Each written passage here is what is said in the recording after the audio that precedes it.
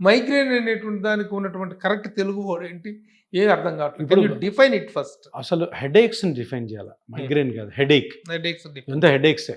హెడేక్స్లో 3 రకాలు ఉన్నాయి. ఓకే. ఒకటి migraine, 2 cluster headache, 2 tension headache. 3ది migraine, cluster headache, tension headache. ఇవన్నిట్లో కూడాను ఇప్పుడు మామూలుగా మనకు కడుపు నొప్పి వస్తే స్కానింగ్ చేస్తే ఏదో ఒకటి బయటపడుతుంది కదా. ఈ 3 హెడేక్స్కి మనకి హెడ్కి ఏముంటుంది? స్కానింగ్, ఎంఆర్ఐ స్కాన్ చేయండి, ఏముండదు. ఏం చేస్తాం? ఏదైనా కనపడితే కదా ఏమైనా చేయడానికి. సార్, నా వైఫ్కి, నా కూతుర్లు ఇద్దరికి కూడాను విపరీతమైన ఇది ముగ్గురికి హెడ్ చేయించాను. స్కానింగ్ ఒకసారి కాదు, 2 సార్లు కాదండి.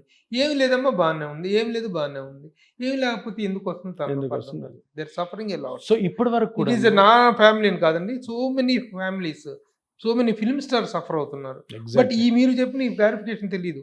3 రకాల హెడేక్స్ ఉంటాయి. ఇవన్నీ కూడాను ఎంఆర్ఐ బేస్ చేసుకొని కాదు, సిమ్టమ్ బేస్ చేసుకొని. టెన్షన్ హెడేక్ అని వస్తుంది.